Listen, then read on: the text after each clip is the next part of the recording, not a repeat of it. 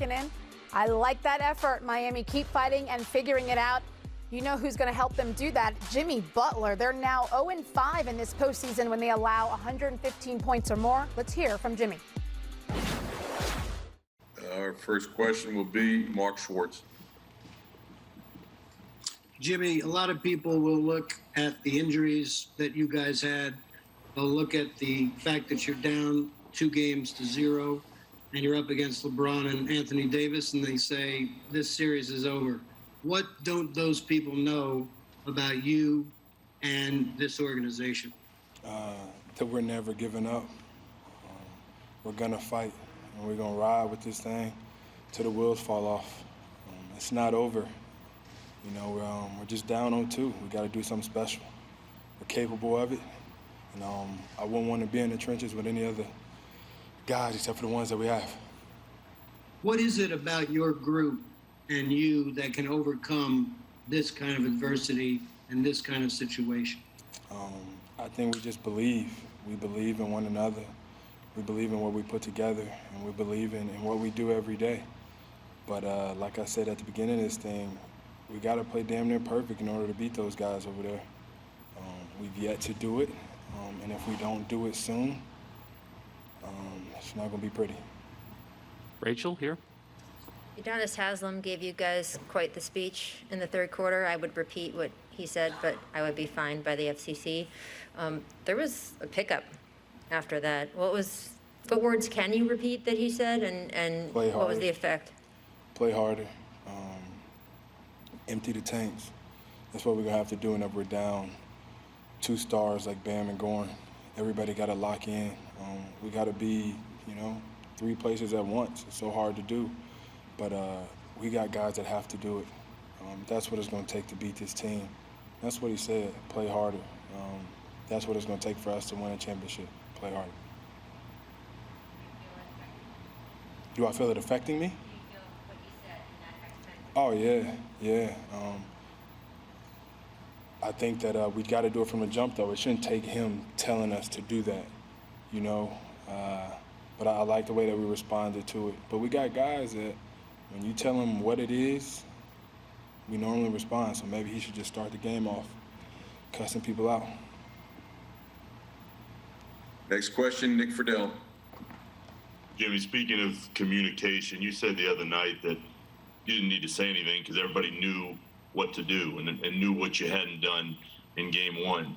As you go into game 3 now, do you feel like you have to go individually to guys and give them a little pick-me-up speech to keep everybody's spirits up, given all the adversity you're facing?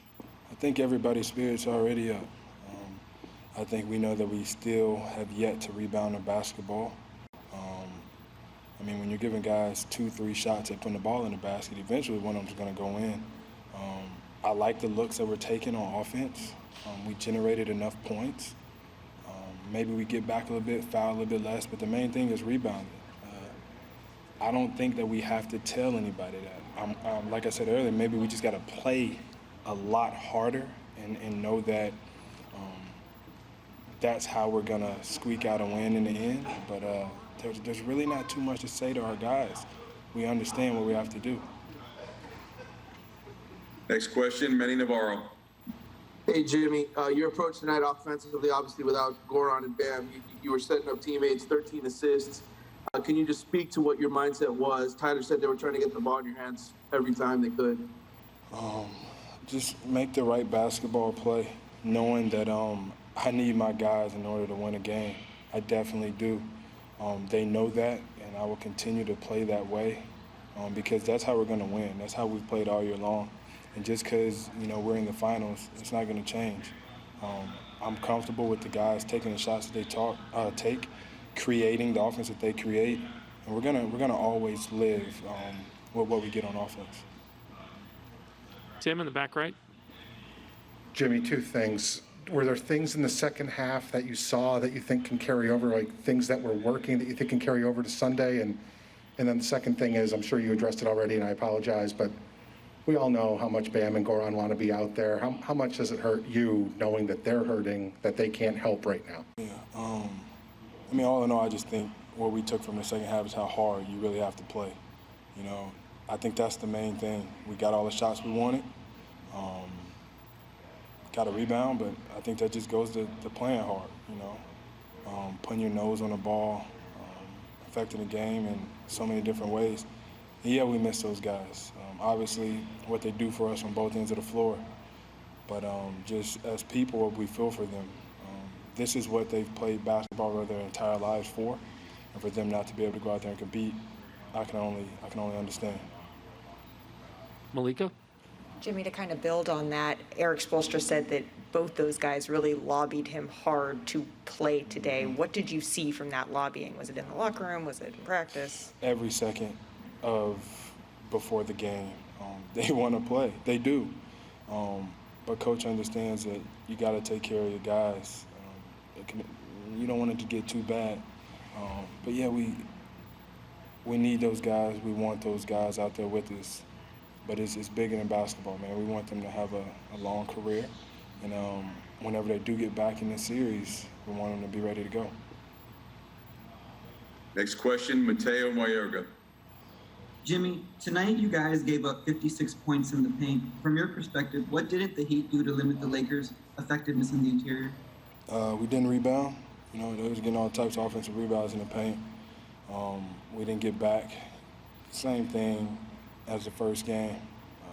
Eventually we're going to have to fix it because that's how we're going to win. We got to secure the ball. We got to get back and stop them from dunking and getting layups and free throws.